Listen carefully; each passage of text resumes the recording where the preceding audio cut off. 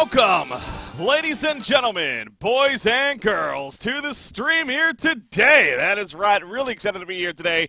Obviously, what is a Friday and what is the day before the Boston Major 2016 does officially kick off. Holy crap, I'm so excited. I know you guys are as well that are tuning in definitely to this show, to this stream even again. I'm being a little careful on calling it a full-blown show by any means. This is just simply me that we're going to be hanging out and talking about the Boston Major. This isn't going to be, heavy production or anything like that.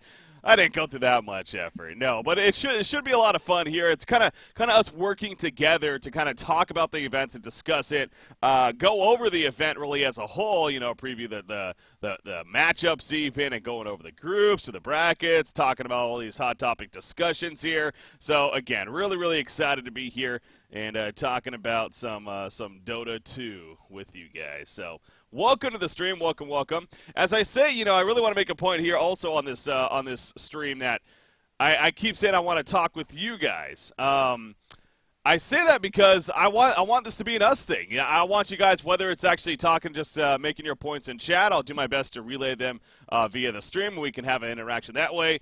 Or, I'm taking a little bit of a risk here, I feel like. But hey, well, I'm looking forward to having some fun with it at the same time. What I decided to do was actually also basically set up this idea where if you want to come on and actually talk with me on the stream, I'm going to give you the option to do that. I have a Discord channel set up with a voice Discord channel set up to where I could just give you the link real quickly. You could join it in. You can we can have a little bit of a chat here, and kind of similar to any sports radio show. You listen to a sports radio show. I don't know how many you actually do here that are tuning in, but it's that similar concept where basically you can call in and you can discuss a topic concerning the Boston Major. So whether it's one that we're currently on or maybe something else, but again, it was not going to be something I'm going to have somebody on for half an hour or anything like that. But a couple of minutes or something like that. If you want to come on and chat about something, we can have it back and forth and have some fun. So if you do want to participate in that, if you do want to call in or chime in via the stream as well, all you're gonna have to do is just actually message me on Twitch. Just message me on Twitch. Just whisper me on Twitch. Whisper, that is, not message. I won't look at my messages. Whisper me on Twitch, and then you'll have the chance to, I'll whisper me on Twitch with what you want to talk about, with the topic that you would like to talk about concerning the Boston Major. And then, as time goes on, I'll throw you the link that you can then join, and then we can chat about it. So I'm gonna regret that. I mean, I don't know. I'm sure there's gonna be the occasional troll, but you know what? I think it's worth doing over, and dealing with that rather than just simply not doing it all. Like, I'm not. This is for fun. This isn't a professional show. There's not all these sponsors and everything I need to worry about. I mean, this is just simply me hanging out with you guys and having a good time. So, thanks, Helly. Appreciate it, man. Long-time fan. That's always awesome to see, man. Really do appreciate it. And welcome to the stream right here. So, all right. I think it's time to really pretty much get right into it right here as far as what we're doing today. So an overall idea of what we're doing, again, this is basically we're going to be going over the format of the event, the teams of the event.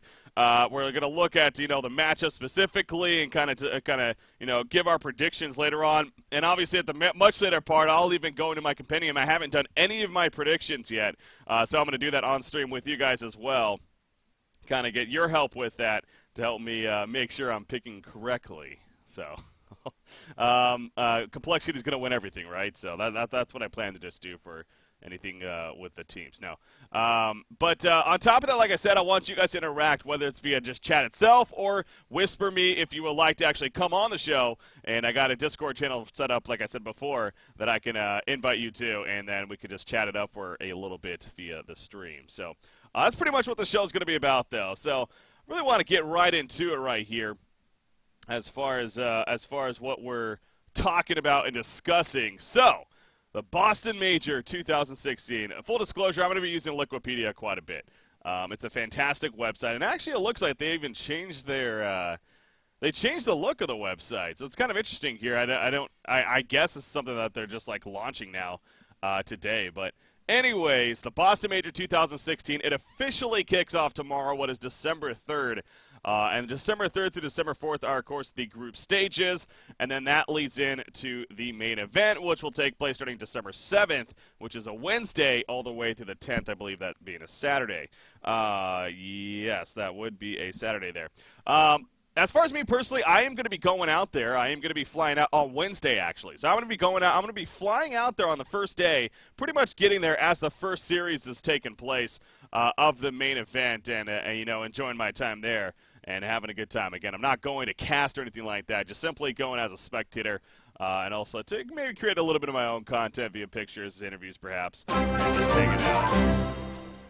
Welcome, Helly1223 to the CP Kappas. Really do appreciate that, man. Really do appreciate that. Thank you so much for the subscription. And welcome back. Welcome to the CP Kappas. I know you'll enjoy your stay. Welcome, man. So thank you for the subscription. Moving back on. All right. So we got here, again, the main event taking place from December 7th to the 10th. So, again, it starts tomorrow. Now, this is where it's going to start to get a little interesting. And, again, this is what we plan to discuss here in a little bit. Right now, I don't want to stay away from discussing too much, more so just going over the event itself. But obviously the group stages being the format of the group stages being announced basically yesterday, so 2 days before the event, not even 48 hours really before the event starts. And then on top of that, there was some issues, and there's even a little bit more drama brought up. So, again, we'll discuss all of that. But it is going to be a GSL format. Now, what that means, it's basically 4 different double elimination tournaments. So, in fact, we can go down here, and you can get an idea of what we're looking at. As you see right here, here are the group stages. 4 teams going at it in each of the groups, of course. You got Group A, B, C, and D. They basically play a double elimination tournament amongst themselves. They got the 2 matchups initially. Losers play the losers, winners play the winners, and yada yada. So, and then eventually you're 1, 2, 3, and 4 seeds as a result of that. In fact, the end game kind of shows it a little bit better. So, yeah, you see right here, again, if you're a little unfamiliar with the GSL format, this is what we're looking at. So, you got all our matchups here. Again, we got Group A, B, C, and D going at it. Group A and B, they're going to be taking place tomorrow. Looking at the schedule right here. So, Group A and B matches will be on Saturday. Tomorrow they'll finish all the way up. We'll know the first place teams and all the seeds from all the groups.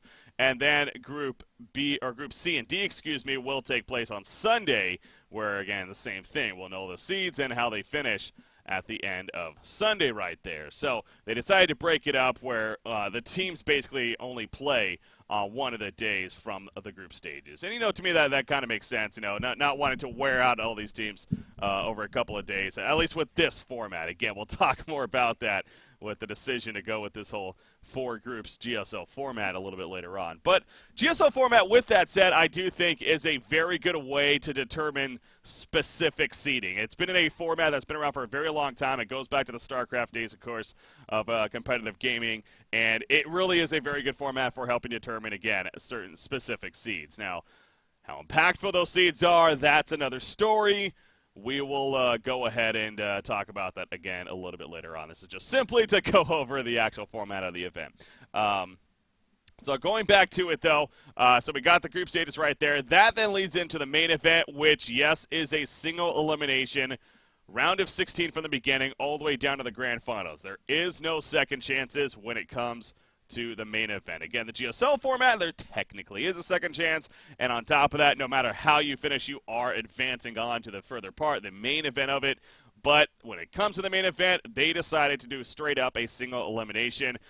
There's been discussion whether this has been because of a last-minute change as far as the venue location, and they had to kind of work around a schedule, or maybe it's just Valve really trying to do something different here and wanting to run with this event and trying to see how both the community and maybe the players react. Whatever it is, the decision was made. It is single elimination from the get-go. So, again, that's where it definitely gets really interesting. I know a lot of people have their opinions on it, to say the least. So, that pretty much covers the format and everything of the event. Obviously, there is a prize pool breakdown, which I'll show right here as well. Of course, we're looking at a $3 million prize pool. Obviously, a lot of money on the line. This is a major after all. It's serious business. So, a $3 million prize pool. First place of that gets a $1 million portion. I honestly love the percentage breakdown of this. I'm always a huge fan of top-heavy when it comes to these tournaments. I do think the top teams do deserve absolutely the most. I am also a fan that they decide to give at least a little bit of chunk of change to every single team in general. Even if you finish 9th through 16th, as you see down there, you still get a good amount of money. $62,000. Split between 5 players, I mean, you're still looking at over $10,000 per player. Now, obviously, taxes and whether or not an organization takes a cut, whatever comes into play. But again, even just simply for getting to this event, whether you invited or you qualified for it, that's still a good amount of money right there. So I am a fan of this format of the prize pool breakdown personally.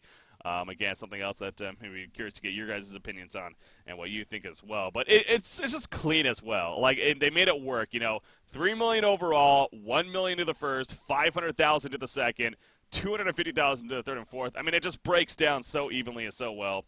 It just makes sense. So, when we start to see all these funky numbers start kicking in, like the international, it almost I don't want to say it takes away from the impact. Obviously, there's a crap ton of money on the line for that as well. But it just looks so much nicer, so much neater when it's just cut up like this. So, big fan of how they decided to do the prize pool breakdown right there. And then we got, of course, all of the teams that are coming to the event. So, again, just a general overview here as far as who's attending, in case, for whatever reason, you haven't heard or are uncertain about. So we got right here, we got 16 teams taking place in the Boston Major 2016, 8 of them being directly invited, and the other 8 being a qualified team, of course. So now the 8 invited teams, again, in itself also had a bit of drama. Now, I thought about asking a poll question. So speaking of that as well, obviously something else I did, I threw this out yesterday. I also threw this out earlier today. I basically created community polls for you, the community, to take to get your opinions on a lot of these hot topics, as well as just some kind of fun discussions as far as who would win each group, and then obviously who would win the outright event. So, it's kind of interesting to see the results, and again, we'll go over those as we get to those specific topics. But one I thought about putting on there was Valve right with the invite teams that they invited? However, the more I thought about it, it's been now over a month or about a month since those teams have been invited, and a lot has changed since then. So I felt like it would have maybe been a little bit biased, and it's kind of hard to look in hindsight. And kind of compare, wait a second, well, a month ago, maybe it was okay. So I just decided it wasn't really worth it. Point being, the invited teams, sure, from what I remember, there was a little bit of drama, specifically MVP Phoenix kind of being one of these teams that it's like, oh, well, did they really deserve it considering they have 2 new players now, despite their very good success at International 6? But they were invited. And then you have, of course, what initially was Execration, but now actually turned into LGD Gaming. Execration being invited from the Southeast Asian region, but LGD Gaming obviously taking their spot because of visa issues. Again, another topic we will get into later on in the show right here as far as discussing. But so that's kind of just a quick note on that. LGD Gaming originally not going to this event, but literally I think it was like 4 days ago, 3 or 4 days ago, all of a sudden we found this out. Execration no longer going because of the visa issues, and LGD in their place. So those are the 8 invited teams: Wings, Digital Chaos, Evil Geniuses, Newbie, eHome, LGD, OG, and MVP Phoenix. And then on the bottom portion out here in qualified teams, obviously all these teams had to play via the qualifiers to get to this point. We had both NP and Complexity from the American regions, LFY and IG Vitality from the Chinese region. I got to say, a lot of people, including myself, maybe a little bit surprised, especially seeing both of these teams making it to this event from China, but especially being kind of these younger teams, but clearly that just shows how strong that scene is overall. But as we're talking about these teams, a couple of things to note on them also. Both of these teams dealing with visa issues. Fortunately enough, they were still able to make it. However, with the cooperation of Valve and some adjustments on the roster rules, they had to replace a couple of their players. In the case of LGD Forever Young, they replaced Monet and LPC with End and DDC, who are formerly a Vici Gamer, I guess still technically are Vici Gaming, but taking their place instead. So End and DDC coming in there. And then IG Vitality, pretty much the same story. Super and Dogfights, which I gotta say, Dogfights especially. When I casted the MDL event some 2-3 months ago now, my first actual Dota 2 event that I was a part of, at least in some shape or form, Dogfights was definitely a player that stood out. Played at Earthspear specifically. He was a lot of fun to watch. This team in general, IG Vitality, was actually a lot of fun to watch. So I was very disappointed when I saw that he and this team wasn't going to be their full 5 team, to say the least. But, again, visa issues kicking in. It is what it is. But with the cooperation of Val, like I said, they were able to make it work out. Now, where it gets interesting in this case, Burning and Q are the players replacing Super and Dogfights. Now, Burning and Q, from my understanding, are both normally more core players. I believe Burning even plays the 1 usually, and Q, I want to say maybe more the 2 or the 3, but simply put, they're more the core players, not necessarily usually the support players. So how the roster stands right now, they are going to be playing these quote-unquote support roles, but this could be one of those teams where they could really kind of mix things up with the players and who plays what, depending on the draft perhaps. But that's going to be something to look out for when it comes to the IG Vitality and that change there. And then we got the other 4 teams. We got AdPhenom and Virtus Pro, of course, making it out from the European regions. AdPhenom, no doubt, a team that a lot of people are looking forward to seeing, and me included. I mean, being a Greek team especially, I personally happen to be half Greek. Now, I haven't necessarily been there, or I don't really celebrate that heritage a whole lot, but I happen to be half Greek, so I'm always kind of rooting for these guys as well. But AdPhenom, definitely a team to look out for, and a team that could potentially throw some upsets, no doubt. Virtus Pro, of course, they're coming off not only qualifying for this, but they're coming off a victory in the Summit 5, I want to say, or Summit 6, whatever it was. They ended up winning that, and I think to the surprise of a lot of people, including myself. I mean, I don't know if I would have picked Virtus Pro going into that event, but they are a hot team coming out of that event now, to say the least. I think a lot of people are kind of reacting to that as far as who they maybe expect to do very well in this event. So apparently Q is a support player usually. Is he really? Okay. For some reason, I thought I remember looking at him and seeing that he normally played more of the core role. But no, you're right. It looks like he does come from playing a little bit more of the 4 role in the end. So I apologize there. So I guess Q is not necessarily going to be as uncomfortable, but again, Burning's the one that kind of throws a little bit of a wrench in there as far as who's playing what. And then we have our Southeast Asian qualifiers. Now, another kind of interesting story here is you got Faceless, of course, an up-and-coming team. Now, they didn't do too well at the Summit, but overall a team that a lot of people are excited for. Another note on Faceless that I'm looking forward to is Jabs specifically. I didn't even realize this until yesterday, but Jabs is actually from Thailand. And I have some history with Thailand myself as far as where I come from, with Heroes of New Earth, where it's actually very heavily invested into the Thailand scene. So I've actually been there a couple of times. We've hosted some grand finals there and whatnot. So kind of seeing a player in the Dota 2 scene, which I know isn't as popular when it comes to the Thailand region, is actually really cool. In fact, there's some fun trivia down here that I saw. Jabs will be the first Thai player to attend a Valve event since the international 2011, since the first international, basically. So that's actually pretty cool on top of that, kind of representing Thailand himself, with this team and Team Faceless right here. So Black, obviously another player I'm really excited to see and meet in person. Again, I have met him before way back when in the Holland days, and always a fun guy to hang out with. So this is another one of these teams that me personally a little bit of bias towards. Hopefully they do well. Again, deservingly qualifying. They, in fact, went undefeated, if I'm not mistaken, in their Southeast Asian qualifiers. I believe, at least in the bracket stage. Yeah, I guess maybe not in the group. Oh, yeah, they did go undefeated in the groups as well. So, yeah, 8-0 in the groups, and then obviously 4-0 throughout the playoffs right there. So Faceless, to say the least, on fire throughout the qualifiers. Now, again, there's some performance maybe slowing things down a little bit, but still a team that could potentially do well. And then you have Warriors Gaming Unity. This is another one of these teams, from my understanding, kind of just a somewhat newer team on the block, but is making a bit of a splash lately in the Southeast Asian scene. I know a lot of people are starting to give them more and more credit, and could, again, kind of be one of these underdog teams that makes quite their presence felt, maybe to the surprise of many. But they are the final qualifying team for Southeast Asia. And again, you see that they actually knocked out Fnatic which going to that story, of course, Fnatic, the powerhouse team out of Southeast Asia, expected at the very least to qualify for this event, and almost a lot of people even expected them to get invited initially, which they didn't. And then, as we even saw in the True Side episode, the episode 2 that debuted a couple nights ago, a little bit of dysfunction, to say the least, within the team. Clearly, roles, captains weren't necessarily on the same page between Demon and Mushi right there, and they had their issues. And then, as we found out very recently as well, they are actually roster changing completely.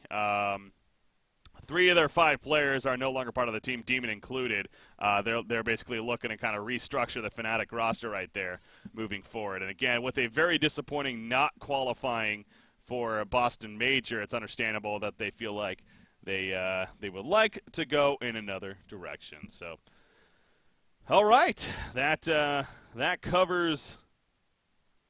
That kind of covers really the overview, though, of the event right here. So that's fun to see, and again, fun to look forward to. And obviously, you got the talent on top of that. That's going to be going. No, concerns here or anything like that. I guess the only thing that kind of has been brought up and a touch on is Machine here, the one being the host as far as the English host overall. I know a lot of people have kind of had their opinions on that. It's a little bit of this idea like, oh, what, no one in the Dota scene is good enough to host a Dota major. We have to bring somebody from CSGO over. I don't personally think that's an issue at all. I mean, when it comes to the host especially, as long as the guy brings, as long as he's just very comfortable with that role, he leads questions very well, he has just enough information to kind of not look like a complete idiot, but at the same time, he doesn't need to have the information. He's going to be with these panels constantly that will be providing said information. He's just leading the discussion. As long as he has the charisma, as long as he's good with that, he's good to go, in my personal opinion. And from my experience watching him in other games, I feel like he's going to do just fine, if not great even. So, that right there maybe was the only thing I know people were bringing up, but outside of that, obviously, a fantastic lineup here when it comes to the talent as well. So, yeah. Now that pretty much. Oh yeah, all games are going to be best of 3, with the grand finals being a best out of 5. So everything in the groups will be a best of 3 as well. But yeah, it's going to be best of 3 all the way until the grand finals, where of course it's just straight up best of 5. I mean, it's not double elimination, so there's no even discussion of whether or not it's going to be a 1-0 advantage there. If he makes a Wang joke, he might get fired. Yeah, I mean, that could happen. Yeah, let's hope he doesn't act like an ass on stream. No, I'm sure he'll be fine. So, all right, so Bad Phantom, we're going to do that a little bit later on. We're not going to do the predictions just yet. We're going to do that later on in the show. Some stuff that I wanted to get into first, which, by the way, welcome. Thank you guys for tuning in. Well, again, so I want to reiterate this, as I said at the beginning here, but as a little bit more people are tuning in now. You guys have the chance to join me on stream. Join me on stream via audio, at least, if you would like. I have a Discord channel set up. If you want to talk anything about the Boston Major, if you want to give your predictions, perhaps, or just whatever topic, then feel free to do so. Just message me on Twitch or whisper me on Twitch, and I'll get you the invite there, and we can have a short discussion. So, again, similar to like a sports talk radio show where you're calling in there. So, if you like to, feel free to do so. If not, you can always just talk and chat and kind of have a back and forth there as well. But I want to try to keep somewhat of a not schedule, but formality here as far as what topics we are talking about here. So, what was this? No, never mind. All right, so let's start getting into the hot topics here. The fun debate topics that have been taking place, whether it's a little bit earlier on or even as of recent as of yesterday in some cases. So the first thing I think I want to bring up is the format of the event.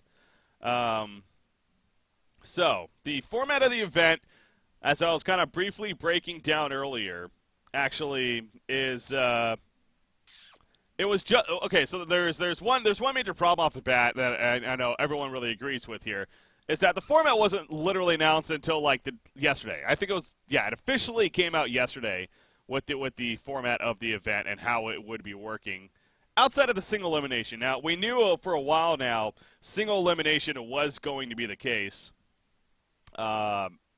Something like, back when the Boston Major, the information started coming out initially. So, that's not an issue. Whether or not people agree with that, that's a different story. I'll get to that in a second. But the announcement, though, being literally a couple of days before the event's actually supposed to take place, I think, you just can't have happen. And, kind of being someone that's actually worked behind the scenes on events like this, again, I'm not sitting here acting like I've worked behind a freaking major before or anything on this scale necessarily, but I've been involved with minor scaled events compared to this one at least. But it's still a similar concept. I mean, you still need to, figure out a format, announce that to your teams and everything. And now I'll be the first to say when it came to being a part of that, we weren't necessarily the greatest at it either at times. So I understand from that perspective that stuff happens, things come up, delays take place as a result, but I do think it's still worth criticizing and still worth bringing up, as hypocritical as that may sound, that it still needs to be done much more ahead of time. Basically, only giving these teams, as far as especially the team, there's a couple of flaws with doing it as late as they did. One is, one's from simply a viewer perspective and a preparation as far as, what we need to get prepared for, whether it's our schedule, whether it's what to look out for, whether it's community-created content with articles, with videos, whatever, stuff like I'm doing here. I literally was not able to do this show until today. In fact, it kind of just worked out because I was kind of planning on that. And so, again, it kind of worked out there. But if somebody wanted to start previewing and start hyping up the Boston Major, last week or whatever to kind of keep the hype going or to start creating hype, it's hard to do that when you're not releasing information such as simple as the format of the event when it comes to the group stages at least. So, I feel like that was definitely a flaw on Valve's part. Hopefully, moving forward, that does not happen in the future majors. It does sound like that for whatever reason, this Valve event this major has had some issues concerning the venue and the location. Again, I've heard some rumors out there even that apparently Boston wasn't even the initial place that they were planning to have the event. And I guess that there was a chance it was going to be overseas somewhere, but whatever happened, it fell through, yada, yada, and they kind of came to Boston as almost not a last resort, but as another resort of, okay, well, we need to make this work. Let's go ahead and just do it here. I don't know how true that is. I have nothing to back that up outside of just kind of rumors that I've been hearing throughout tweets and throughout Reddit posts that I've seen, so I'm not going to act like that's 100% true. But it's kind of interesting. It's something that wouldn't surprise me because of how things have played out with the schedule and with releasing stuff, so. Oh, but guys, by the way, if you do wanna come in the Discord here and bring up a question or whatever, please, when you do whisper me, let me know what you like to talk about, specific topic. Because again, I want to refrain from it being you just coming on and us talking for 30 minutes. I would prefer you basically to come on, maybe ask a question, kind of lead a discussion quickly, and then just be done. Just cool. So for those that are messaging me, if you don't mind leaving me at least a tidbit of what you plan to talk about there. Anyway, so there's that aspect to it. There's the idea of when it was announced, not necessarily the most efficient timing right there. Another thing about the format. So now let's talk about the GSO format. As I said before, the GSO format I think is actually fantastic. I think it's probably going to be one of the best ways you can truly determine, seeds as 1 through 4 seeds from a group if you need that. Now, however, for this event specifically, with how it continues on, I think it's not good for this event. I think this event would have been much better off with I don't even know if it would have been better off. See, the single elimination is what makes it really, really interesting. Okay, so I'll start there real quickly. Single elimination, when that was first announced, I was fine with that. I honestly am all for the idea of a single elimination tournament. My reasoning for that is because you look at traditional sports, what playoff is not single elimination in traditional sports? There's none that I can think of off the top of my head, at least of the big sports. And in the U.S. here, so we got American football, we got basketball, we got hockey, we got baseball. Those are our 4 major sports. All of them are just straight up single elimination. Now, the reason why that works is because they play this regular season. They play this before where that helps determine these specific seedings going into the event, where at that point with the sample size of matches that you have and everything, it's ideally going to work out to where, okay, the first place seed faces the 8th place seed or whatever. At that point, the first place seed is definitely the overwhelming team. They should be victorious with how well they did in this regular season against a team that did very mediocre to just barely passing and being eligible for said playoffs. So, and then, as a result of that, we usually see them move on. Now, there have been instances where the first place seed doesn't move on. I mean, that can happen. Is that an issue? No, I don't think it is. I mean, it's a playoff. I mean, the way I've grown up, the way I see it is that you need a win. I mean, this idea of we need a second chance. Oh, the game's different. Oh, esports are different. Oh, Dota 2, anything can happen in basketball. Anything can happen in football. Football is a great example, actually. American football, when it comes to anything can happen on any given Sunday. That great quote that's been said so many times by so many different people. Literally anything, I mean, just whether it's an injury, whether it's the ball bouncing off a helmet awkwardly and going in the other team's hands, I mean, anything can happen, but that doesn't mean oh, well, we should get a second chance because we lost that game. No, that's it. It's come to an end. The other team moves on. They won that tournament match. So I'm fine. So this all goes back to the idea of single elimination I'm personally fine with. Now, with that said, so this kind of leads back to my GSL format idea, where this is where I'm not fine with the GSL format here. As I said with the single elimination, the thing that really makes it work is you have this sample size of work before the tournament that leads into it with the seedings. My issue with what they're doing here is, sure, they're getting matches that seed teams into it, but the biggest issue with that is, one, their initial seeding in the group stages, it seems random. It seems completely, pulling numbers out of a basket, out of whatever. Which, okay, if you're going to do that, fine. If you're going to do that, okay. But even if you're going to do that, it needs to honestly be maximum of 2 groups, if not even just one group where every team plays another. And again, I know we're in a realistic world when it comes to tournament organization here and everything. We can't sit here and say, oh, well, they should just all play each other, best of 3, and then we have our seedings from there.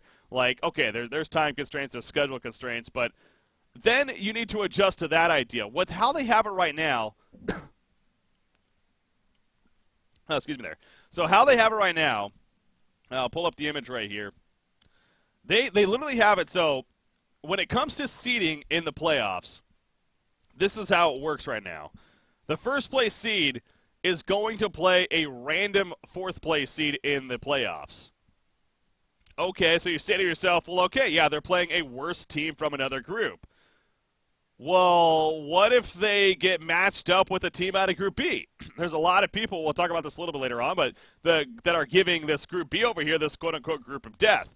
Any of these teams is honestly able to win this group right here, in my opinion, if not get 4th place. Say Newbie chokes up whatever happens on Saturday. Whatever happens tomorrow, they choke up, they lose to MVP Phoenix, and then all of a sudden they get knocked out by NP in the finals due to some cheesy strats. They're the 4th place seed. They end up playing a 1 seed, which, say, it happens to be Evil Geniuses. Wait a second. Evil Geniuses is playing Newbie in the first round of a single elimination tournament? Arguably 2 teams that have some of the best winning chances of this tournament? What? And why did this happen? Well, because we randomly place teams into these GSL formats here. Again, I say randomly a little bit lightly. I understand they took 2 invited and 2 qualified teams and then threw them together that's from my understanding with how it worked.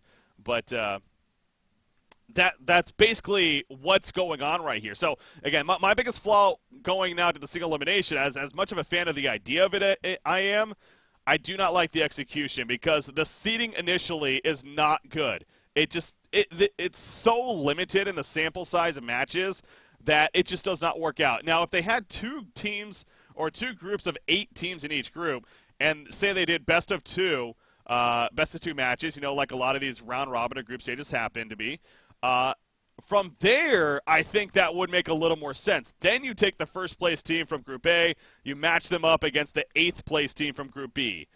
At that point, the sample size all of a sudden has gotten pretty extreme. You know, these teams have played 14 games over a 1 or 2 day period or whatever it is. Okay, yeah, the team that went, you know, undefeated or 12-2 compared playing a team that went 2-12. Yeah, the 12-2 team definitely is very likely going to be that much better and deserving in that matchup. But they didn't do that. Again, this is a very, very small sample size of matches. Literally, we're getting basically these teams are playing 2 series, and then that's it. I guess in some cases they're playing 3 to find out the second and third place seed. Excuse me there. But again, the way they have the format set up now, it really does make for a very scary single elimination first round, which in the end, you know what, as a spectator, okay, fine. That's a little more hype. Maybe we get that newbie versus EG matchup in the first round. Does it suck for the teams? Hell yeah, that sucks for the teams. I mean, we're talking about, and especially when you look at the prize pool, again, if EG matches up against newbie, again, this is this is an extreme case, but this is a case that could happen. So that's why I keep going back to it. But EG matches up against newbie in the first round. All of a sudden, EG, say they go undefeated in Group C. Newbie ends up getting 4th place for whatever reason. EG then has to play newbie in the first round, and then newbie takes him out 2-1. EG went from going 4-0 the group stages to being dominant to all of a sudden having to play one of the best teams in the tournament just because they had an off day or whatever in newbie, and now EG's finishing 9th through 16th, getting the minimum prize pool. That's that. It sucks. That sucks. That really should not be how it is from the player's perspective. And I really feel for the players here when it comes to how this format is looking. Again, I'm not against single elimination. I really want to make that very, very clear. Definitely not against single elimination. I'm against with how they played out this format, with how they lead in the seeding into the main stage here. So, and exactly, there's the other side of the spectrum, as Nachi says. At the other side of it, the newbie, a team that had a very off day, they went winless in their group stages. All of a sudden, they win one match and then they're in the top 8. Like, it's like there's that other side of it. They're like, wait a second, how did that happen so fast? So again, now there's always this saying of like, well, don't just say there's a problem, you know, fix it or give some ways to fix it. Well, again, so I've given one of my ways to fix it with they should have done 8-team groups. Okay, well, again, scheduling, blah, blah, blah. They weren't going to do that. Another way they could have fixed this, I feel like, and they could have stuck with this same format here of the GSL format. They could have stuck exactly with this. However, leading into the bracket stage, I wrote it down right here. Let me refer to it real quickly. So basically, yeah, what I think would have been a much better way to do this with how they've decided to do this format was instead going into the bracket stage, you have a 3rd place team face a 4th place team from another group. So say you have 3rd place from Group A, play 4th place from Group D, and so on. So each of the groups, they all do that. That sets up the first round of this single elimination tournament. The winner of that match then moves on to play the 2nd place seeds of each of the groups in a random order. The loser is done. The loser finishes 13th through 16th. And this way also allows for a little bit more of a split in the prize pool, which, you know, some people may argue is actually better. But anyways, so there's that. And then on top of that, then the 2nd and 3rd place teams play, and then the winner of that then plays the 1st place seed team in a random order. And then that sets up. So basically, with this format here, if you go undefeated or if you finish 1st place in your group, you're getting top 8. For me, I don't see that as a huge issue. In fact, double elimination tournaments, it basically, so what I'm doing is basically setting up a double elimination tournament, kinda, with a single elimination format, right? So why not do that? What's so wrong with that idea? When it comes to the scheduling, from my understanding, it would be basically the same amount of matches because the 3 versus 4 seeds, you got 4 different matches, and then the 2 versus the winner of that's 4 other matches. So that's 8 matches in total. That's your first round of your tournament. Right now, it's round of 16. There's 8 matches. That's your first round of your tournament. And then the winners of those move on to the round of 8, where the 1st place seeds got the bye to, and then it just continues on from there. I don't know why they didn't do this, something like that. If they want to take my idea and change the format and do that, then I will gladly let them do that. but I don't know why. Like, I would have loved to have been a part of the process here. I've been a part of these with these meetings and stuff where we're discussing these formats of these events that we want to do and whatever. But I would have loved to be part of the major here for the discussing the format of the event and see what the logical reasoning was behind doing it the way they did. Because really, man, they are really screwing out. Screwing a lot of these teams in some ways in terms of the potential to get knocked out so quickly and not really giving them a chance at the same time to prove themselves initially. It's just so minimal, again, with the GSL format and the amount of matches. So, and also, with the way they have it set up right now, it also goes back to the idea that with the GSL format right now, it almost makes the group stages pointless. It's not 100% pointless, but it's a lot less impactful than they could have been, like I said, with the example that I gave, or even kind of switching it up to 2 8-team groups or something like that. I don't know. I don't know what Valve was thinking here, to be very blunt about it. I really don't when it comes to this format. Again, single elimination I love. I love the idea of single elimination. I think it actually makes a lot more sense in some ways, and I'm just fine with it. But how they did it with the GSL into the single elimination is just, it's bad. It's bad, and again, it's going to maybe screw over some teams right here. But in the end, you need a win. It is the format. Complaining obviously doesn't do anything at this point. I could understand why some of the teams may be upset about it, but you got to win. You got to play your matches. You got to win. That's really what it comes down to here in the end. So there is my fun little rant on that whole situation right there. So what do you guys think? What do you guys think in chat? I've kind of been glancing over, referring to it quite a bit. They could have gone full CSGO and eliminated from the groups. I mean, well, see, that was kind of an idea that I was thinking, too. Like, what you could have done is you could have basically made the losers match, the third, fourth place teams, excuse me, an elimination match. You could have basically made it, at least on the bottom end, where it's like, okay, one of these teams is getting eliminated. So at least at that, it's like, okay, we got first place. We didn't have to worry about that. We're comfortable. We're good to go. Like, at least there's that, but now, I get why they wouldn't want to do that because, again, you fly teams out to this event, you pay for them to stay in these hotels, you really want to put on a show for all these teams and these players and everything. To have them getting knocked out after essentially one day of matches is shitty, right? So that really sucks. So I would not be the biggest fan of that, but I would be more of a fan of that with the current format, to be frank, with how the seeding and the impacts look here. So once again, guys, if you want to whisper me on Twitch, if you want to get the chance to join me in Discord here to talk about the format specifically, as I happen to be on this topic right here, or just another question that you may have about the Boston Major, feel free to do so, and I can throw you that link there. Have you join me on the show? So, all right. Okay, so now this is interesting because This does lead into our first poll that we had, poll question that we had for you, the community, and this was the result. No, not that one. Here we go. This was the result of the question: do you like the format of the Boston Major, which was GSL groups into single elimination? The results were, this is about 50 or so votes, I believe. 51, it looks like. No was the majority, but barely. I mean, this one was basically pretty even all throughout the votes. It was kind of just back and forth. We're going to almost pretty much call that a draw. Obviously, again, a slight advantage for no, but pretty much a draw amongst the masses right here. And, you know, it's, again, I get why people would say yes for this. Initially, I was fine because, again, single elimination was the one thing that people had the biggest issue with, which I was fine with. When that was announced, hell yeah, I'm all for that, as long as they took care of the initial group stages leading into it, as long as they took care of the seeding leading into it.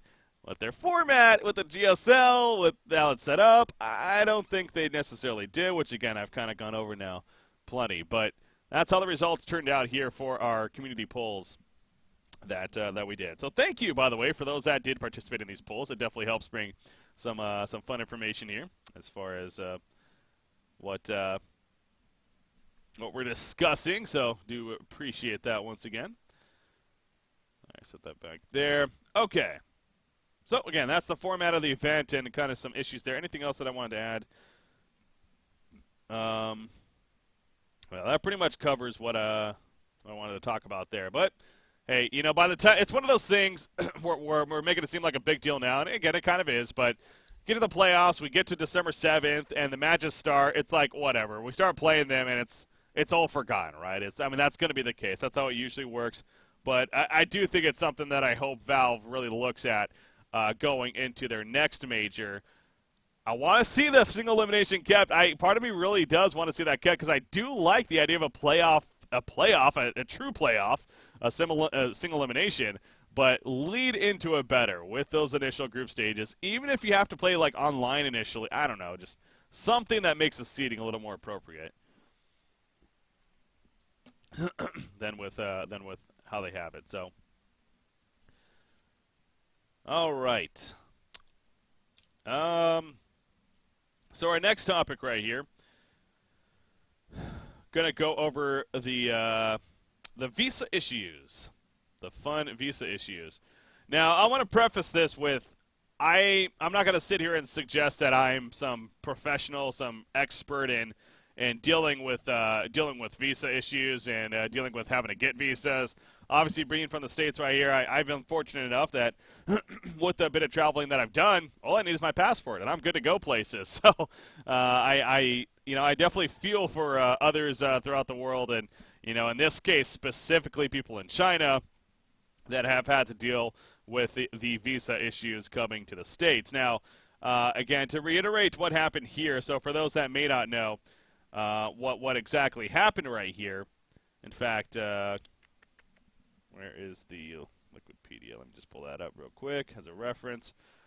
For those that may not know exactly what happened right here, this happened throughout this last week and a half, basically. It started off with Super and Dogfights of Invictus Gaming were announced that they were not going to be able to attend the event due to some visa issues that they were having. Burning and Q are to replace them in their spots. Again, that sets up an interesting thing in itself, as we kind of discussed earlier. But really unfortunate. Again, I guess I don't know if it has to do with the interviews that they did or just simply that the government official that they're dealing with on that given day just didn't believe them or did it, whatever. But it just sounds like that the issues for this is just so mundane. It's just so random. It's just so wait, what? Why can't three of their teammates get it, but these two can? Where it just seems so out of place. But I mean, that's what can we do as video gamers, right? It's we can't necessarily tell these government officials that they're wrong and fix it just like that with a snap of a finger. It's just something. It's almost like playing the lottery somewhat. So you kind of just have to hope that it all works out in the end. So you really feel, again, for these players that, put on all this time and effort to qualify and I'm sure prepare for this event, and then all of a sudden they're being told they can't go just simply because. There is no actual reason, it feels like, behind it. But that's the case there. You got Monet and LPC also having the visa issues and DDC going in their place as a result. And then there was the big whammy that happened a couple of days ago. Execration officially announced that they're not going to be able to make it. LGD Gaming of China going in their place. So there's a couple of topics. There's a couple of discussion points that I wanted to bring up from what took place right here, basically. So first off, we'll start with this one. We'll start with, is it okay for Valve? Is it okay for Valve to host a major in the United States, considering we've had these visa issues before? I mean, this hasn't been the first time ever. Now, is it to say that there are going to be visa issues in other places? I mean, absolutely not. I mean, that could be the case too. But it goes back to, is it fair for Valve to host an event in the U.S. that is not the international? Because a major, that is. Because, again, we already have the international, and I say we as an American here, so being in the U.S. So Valve already hosts the international in the U.S. I mean, it's in Seattle every time, and there's nothing that suggests it's going to be different. However, the first one was in Germany, to be fair. Was at Gamescom? I do remember. I was actually there. Go figure. Anyway, so, but I kind of struggled with this one a little bit when I was thinking about it and writing out the question and everything. Being an American, and I'm going to sit here and say, hey, the fact it's in Boston, that's what's given me the opportunity to go. That's why I am going to be going to Boston. I got my funds here taken care of. I'm going to be flying over there, having a good time. I personally am super excited that it's in Boston. That's the selfish side of me. On the other side of it, though, I understand that, again, when it comes to visa issues and working in the United States, there seemed to be a little bit more than maybe other places. So I think that this tournament, especially after what happened here, is going to really maybe open the eyes of Valve and be like, okay, we need to really look to not host it in the States. One, because we already have one massive and the end-all major in the international in the United States each year. But two, it's just to maybe help so we don't have as much of an issue. And also to spread the love, to spread the love throughout the world because, again, Dota 2 is an international game, obviously, a very, very heavy international game. It is in every single continent, really just about. It's in all over the place, all these countries. Spreading the love when it comes to the majors, I think, is very, very warranted in this case for sure. So that's part of me that kind of sucks to say because, hey, as a selfish American, I would love to see all of these majors, and I'm happy to see this one in the United States. But I think that reason alone is enough to say, okay, maybe we shouldn't have hosted it in Boston, and maybe we should not host future ones in the U.S. Now, as I was saying earlier, again, these were rumors, and these are just stuff that I've read on Reddit and Twitter and again, so this is nothing that's 100% factual. I'm not going to act like it is. But because of how things have played out, there's a part of me that maybe believes some of it, that originally this major was not supposed to be in Boston, that it was in fact supposed to be in another country. I would not put it past Valve if that was the case. But because of whatever issues came up, they had to then put it in Boston and make it a little bit easier on themselves, being from the States, not have to worry about whatever issues, and just basically get it taken care of, kind of deal. So there is that side of it. So maybe that was Valve's intention from the beginning, but it just simply kind of worked this way because of said circumstances. So now that's playing the speculation game though, so we really can't do too much of that, but. But yeah, so simply put, I think it would be better if Valve was to not host another major in the U.S. in the future, just if anything to spread the love. As far as what the community said, the question was, is it okay for Valve to host a major in the U.S. that is not TI? Yes, was the majority, actually. You see 64% compared to 35% being no right there. So... this is one of those where I would love to see a geographical breakdown as far as who voted yes and who voted no. I wouldn't be surprised if majority of the yeses were maybe American, but again, these are all just simply for fun. I just kind of have the interaction with the community right here. But interesting to see that result, though, honestly. To see that, especially after all these visa issues that happen, to still see people willing to say yes to that. Still, I think it's fine in the States. I mean, you could argue being in the States, obviously there are a lot of benefits as well being in the States with such an event. So, but, I don't know how much we could take that community opinion to heart right there.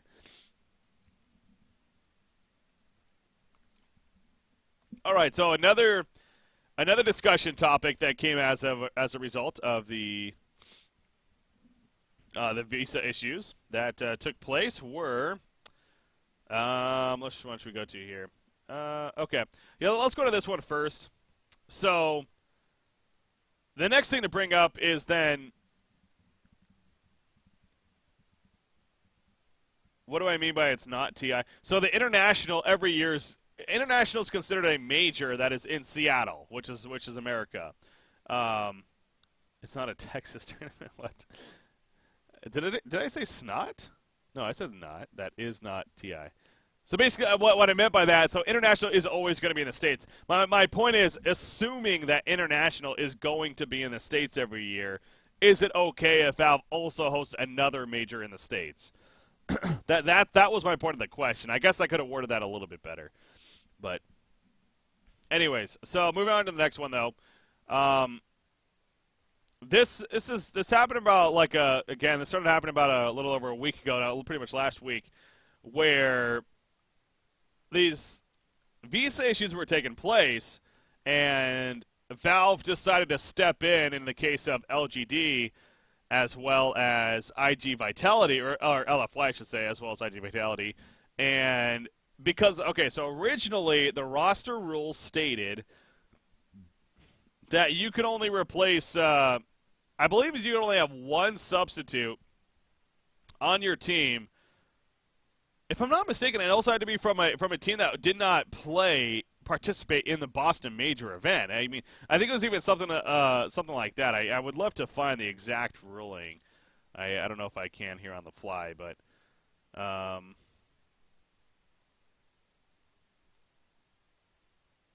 let's see.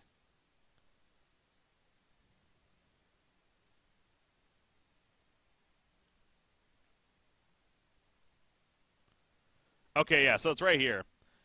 Yeah, this was the article that I originally got it from. So this was the LFY situation. They were the first ones that happened back, so a little over a week ago. So, and the rules are for the Boston Major. So subs are no longer registered in the roster lock period. Teams that qualify for a major event will be able to issue a substitute player invite to any one player not participated in the major once the qualifiers for that major are done. If they so choose, any main player from a team with a sub then yield their spot to the team's sub by clicking on the switch to sub button. So basically, okay, so they were a little bit more lenient in general. I actually didn't even pick up on that initially. But we had the case of they were fine with allowing one. So after the qualifiers were finished and everything, a team did not qualify for the actual main event. They were fine saying, okay, if you have a roster issue, one of your players can participate. Or can be subbed out, or can be subbed in by a player that didn't necessarily qualify for it. However, in LFY's case, as well as IG Vitality, they both had two players. So basically, Valve was adjusting the rules to simply allow for both of the players rather than just having a one-player rule. Now, this obviously brought up the whole idea of, like, well, where do you go, like, first off, should Valve have adjusted this rule in the first place? If they do not adjust it, then where does that leave LFY and IG Vitality, right? Because at that point, do you just simply say, no, sorry, you can't go, you're changing too many players? There's part of me that sees that logic, and I'm okay if that would have been the case from Valve. I absolutely would be okay with that because, it's kind of true, right? Like, you compete in an event, you qualify for said event with a specific roster, and then all of a sudden you're using two other players from another team that happen to not qualify, but just because you then lost two of your players. So to the other teams that are participating that have their five-man rosters, is that okay? So, Joss, if you want to come on, I'm actually just seeing your message right here, so I'm going on a point, but if you wanted to hop on and talk about it, feel free to do so. Did I just cover your point right there? My bad. Anyway, so yeah, let me know if that works actually if you wanted to try it, but yeah, so it really is kind of this tough spot that Valve itself was put in, no doubt. Now, the big thing here is the fact that is it necessarily LFY's fault? I mean, when it comes to these visas, when it comes to these visa issues, is that something that you can sit here and say, well, LFY should have got that taken care of beforehand? Well, the other argument is Valve should be the one maybe assisting to get this taken care of beforehand to make sure that they get the best content possible. All these best teams that truly deserve to be here in their full form with their full rosters. So it's such a tough place. It really is, and I wouldn't be surprised if they were behind the scenes, really debating this back and forth for so long. But it feels like that after this was announced, there wasn't really a lot of uproar. There wasn't a lot of like, oh, how dare they adjust this rule? Because frankly, they just kind of bent the rule very slightly, right? Like it was already that one player would be allowed. Now they just changed it to 2 players. That's still less than majority. And again, being with the situation, being how it was the visa issues, being how there's the argument, oh, maybe Valve could have stepped in a little bit more to help with said visa issues, they decided, let's go ahead and just bend this rule slightly and go ahead and allow them to replace 2 players. I've always been a fan of this overall seeing idea when it comes to being an admin that allow there should be a one oversetting rule that states admin's decision is final, or in this case, the tournament organizer's decision is final. So even if there's all these rules in place just simply to help, keep things moving along, keep things going, but in the end, if something needs to be slightly adjusted for the sake of a specific example, in this case, as we see here, then I think they should, and they did use that power to do so. So, Josh Joe. It looks like I got Josh Joe in here. Let me go ahead and unmute him. Hey, you there, man? Yeah, I'm here. Hey, how's it going, Josh? Yeah, it's just fine. Nice listening to you again. Yeah, no, happy to have you here. So what do you want? You want to talk about the player issues here, the visa issues? Yeah, exactly. The thing is, for me, it's one thing with the visas that when things go to shit, which will happen sometimes, fair enough, then you should be able to sub in people and make sure the best players are there to play. But the thing is, if you check in Team Secret and MVP, the thing with Forev, he leaves MVP and plays for Secret, misses the qualifier, then goes back to MVP and competes in a major. For me, that's just absurd. You shouldn't be allowed to do that. Yeah. Because then you just switch a player that we want him back. That's a whole different situation than, okay, we couldn't make him go there. No, that's like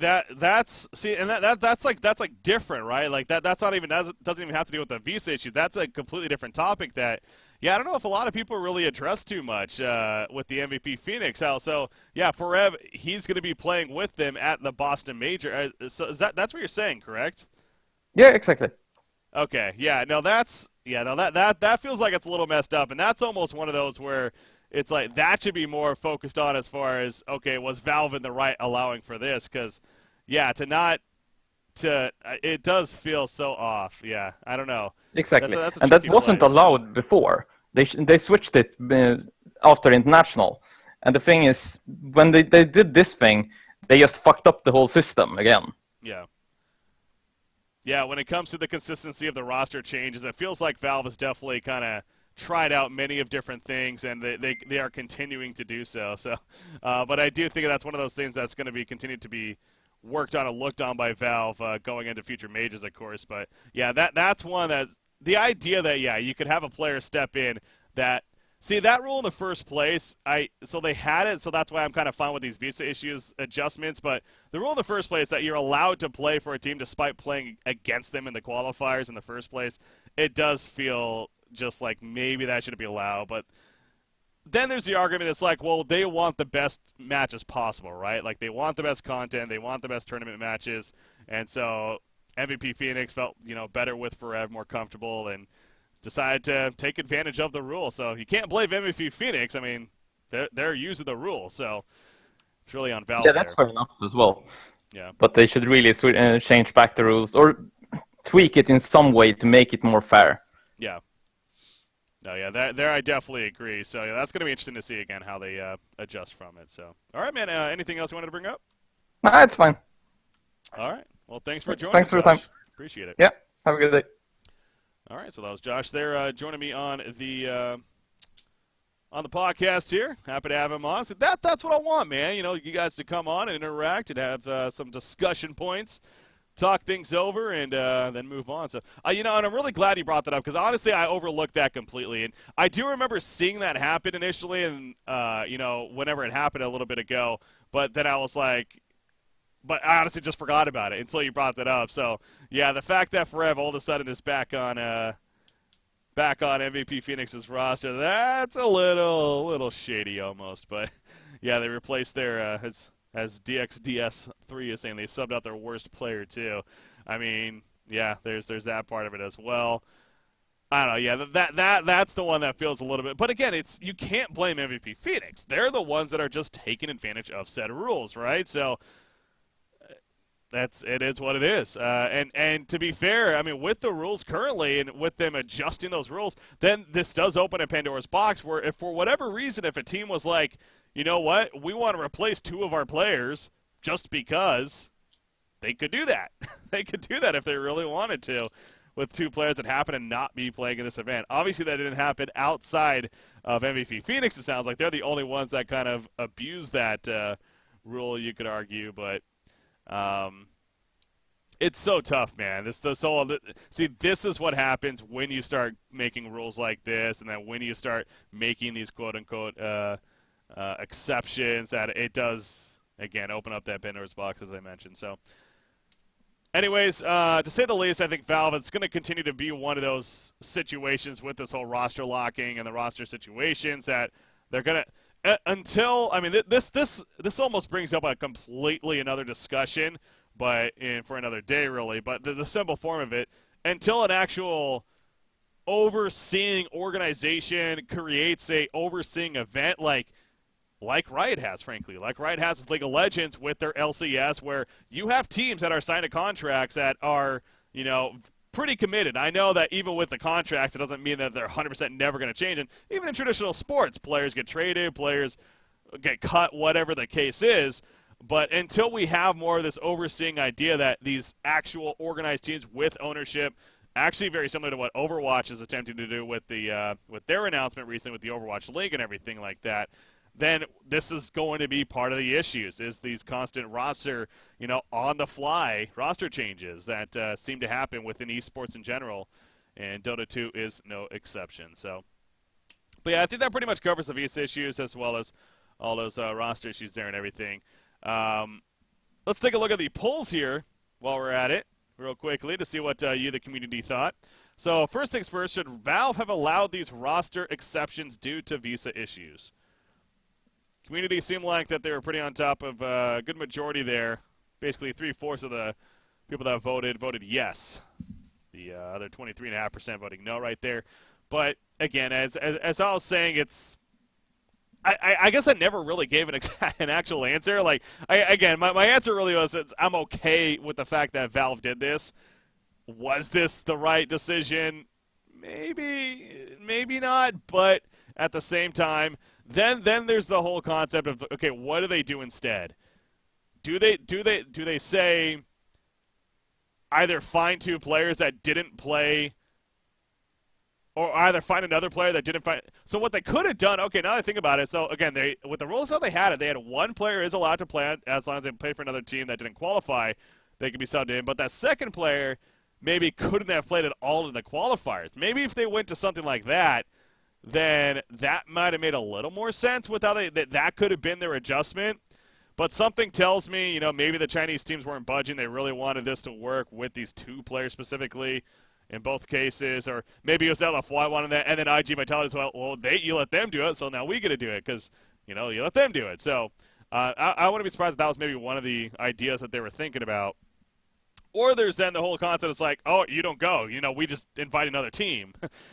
That's extreme, especially considering the circumstances with the visa issues, I think. But excuse me there, man. This is it no doubt has brought up some good discussion, and it's something that Valve is going to have to continue to really look at when it comes to dealing with the roster issues here. What they could have done is get runners. Yeah, see, I mean, again, there's that idea like. That would have been the extreme where they could have just simply said, all right, you know what? We're going to take the next place teams. In the case here, I'm looking at the Chinese qualifiers right here. Who would that have even been? So that would have been, well, LGD Gaming was the 3rd place team, and then actually they're going now because of the execration, which I'll get into in a second. But you have, eHome Keen basically would have been another team. Excuse me. And then at that point, it's like, who do you take from there? I guess Invictus Gaming. So yeah, they could have replaced those teams straight up, but they didn't. No, see, LGD though, they're a different situation. So that brings up actually this next thing I want to talk about was the fact that LGD replacing Execration. Now, Execration again, they also had their visa issues, but in their case, again, it sounds like, let me see if I can find a little bit more information on it maybe, but obviously they had more than 2 players that were having issues. Oh, that changes everything. Okay, I should have done a little bit more research on this. I apologize, but on the fly research right here, Execration, according to this tweet right here, no one is denied their visas. It's just Valve did not finish the petition in time for reasons we don't know. Wow. Now that is a whole other level right there. So first off, there's that topic. This now brings up the whole idea of Valve. Should they be more involved in getting these visa issues figured out? Fuck yes. I mean, to be blunt, yes. They should. Again, they're all about putting on the best show possible, and that is part of the process, especially for an invited team. I mean, it's one thing if it would have been a qualified team that that was not allowed to come to the event due to some visa or not this petition or whatever because, the time constraints a little bit, but they were invited from the beginning, which was a very debatable invite, by the way. I mean, I know that they were kind of the one that was like that really brought up raised some eyebrows for a lot of people that were like, wait, does Execration really deserve it? I mean, I think in the end it was a fine choice, and I think with how Fnatic definitely has fallen off, that really has been proven to be the case. So I think it actually ended up being, in hindsight, definitely a fine choice. But if this is truly the case, again, we don't necessarily know Valve's story. We're only hearing Execration side, but they have to get some kind of compensation, right? Like, the 9 through 16 teams get $62,000 each. They're missing out on at least that much money, as well as a chance to go to Boston, have a good time and stay in these hotels and everything. I wouldn't be surprised if there's something behind doors that Valve gave them some sort of compensation, even if it's just simply that last place prize pool money that they get. But yeah, because to get screwed out because maybe Valve was a little bit behind, something tells me there's a little bit more to the story though. So again, I don't want to look too much into it, but. It's that's interesting. I didn't realize again that this was maybe the reason for it. Anyways, so there's that side of it, but now there's also the side of did Valve get it right with the replacement team of Execration? Because this is where it also gets really interesting. Is they decided to replace a Southeast Asian invite team in Execration with the team that ended up finishing 3rd place in the Chinese qualifiers, as we just saw, in LGD Gaming. This definitely was not a fan favorite from a lot of people I know, and kind of including myself. I mean, I'm not saying that these events should 100% be region-based, but that's how they did it, right? They invited from specific regions. I feel like you have to stick to that. Like, it's just changing that, especially with the circumstances with if Valve was indeed the issue here with getting Execration there. But I feel like you kind of had to stick with that, and then that would have meant, but then to Valve's credit, which team do you send in place? Do you send Fnatic? Well, they just exploded. They only have 2 players now. Do you send Mineski? Maybe. They've also had a little bit of roster issues, but maybe Mineski's the one. They're a newer team, but perhaps they're the ones that finished 3rd place, in fact. I think they arguably have the strongest argument. And there's maybe TNC Gaming even, but TNC, in the qualifiers, they didn't do too well in the groups, and overall, obviously not finishing too well. But it has been a team that's, made a splash at least in the Southeast Asian scene. So there is that side of it. It's like, okay, you look at the actual options that Valve had, maybe LGD Gaming was the best one out there.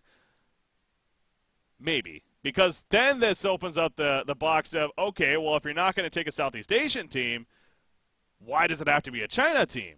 Why isn't it another team? I know a lot of people have been bringing up this team, Team Liquid. Why not Team Liquid, they say? Well, I don't know. Why not Team Liquid? Liquid, they finished pretty well in the groups, and then they finished 3rd place in the European qualifiers, including getting to the winners' finals only to be knocked out. So I think that's where the argument stands is, okay, it's one thing to take a team from another region. I think they should have definitely looked at the region first, which they probably did, as we just went over. Maybe not the best choices. I think there's good evidence here that maybe Liquid would have been the better option. Could have been the better option. But they weren't. They did win DreamHack. There is that. But they weren't. LGD is ultimately the choice by them. I can't lean towards either way, frankly. I really can't. I mean, both obviously are worthy, when it comes to qualifying for it. So, and I guess Liquid did have some roster changes. That is true. So, with that in mind, especially, then, I wouldn't be surprised if that was actually the ultimate reasoning for sending LGD over Team Liquid, actually, but. Anyways, once again, guys, if you want to whisper me on Twitch, I've already had it happen once. If you want to whisper me on Twitch, you can. I can give you a Discord link, and you can come on Discord with me and go over a specific topic that you want to talk about or ask a question, and we can just have a back and forth here shortly. So feel free to do that if you would like. Just let me know what you wanted to talk about when you whisper me. Yeah, winning DreamHack definitely kind of brought Liquid back up, but yeah, they chose LGD in the end, so. And the idea of the argument to be made that really should they have, I don't know if there's a whole lot there necessarily to go against that. Mainly because the Southeast Asian region, the other teams also going through some roster issues, maybe not as on point. So I think I'm fine with that. You see the community, majority voted no. It was somewhat close, 60-40 here, but majority did vote no as far as was LGD Gaming the right team to replace Execration. It would have been interesting if Fnatic had actually grinded it out and stayed together. I wonder if Fnatic would have actually been that team to replace Execration. Wouldn't that have been something? But at the same time, maybe that would have been a little bit too much bias from Valve, considering they have them on the True Side episode. And I wouldn't be surprised if they thought about that and were like, oh, yeah, we don't want to do that. I could see how that could cause some drama and some issues. So, but, yeah, community thinks that they got it wrong here. But, again, it's who do they place? Who goes in place, right? So I haven't seen a really good answer on that yet. Looking in chat here, I mean, even I brought up Liquid, but you guys brought up counterpoints for that with the slight roster changes that they've had. So, and that's true. So we can't even say that they necessarily would have deserved it. But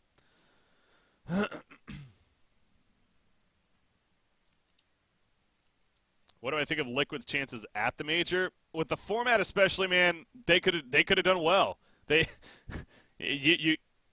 Anything can happen in the single elimination bracket stage with the way things are set up in the previous. I talked about that earlier in the podcast here.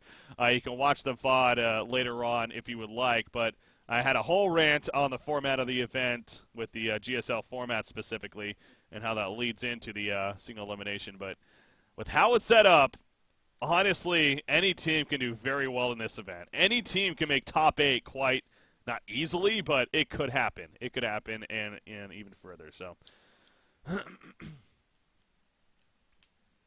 yeah, and then there's the issue. Josh brings up a good point. Then with all these visa issues happening, the last thing they want to do is invite a team that may have some visa issues. So that also limits other teams, right? So, yeah, I guess LGD, they're already taken care of, good to go. So they're in. So, and then North America, is there really any team for North America that they could have maybe looked at?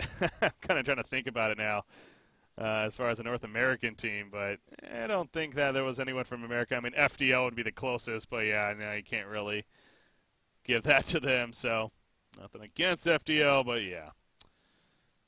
Over LGD at least. Team Secret. I guess Team Secret could have been interesting, and I know they had their roster change here recently, but that would have been curious if that was to change, or that they were to be the team sent instead. Anyways, so that's what the community thought, though, and that pretty much covers our hot topics here.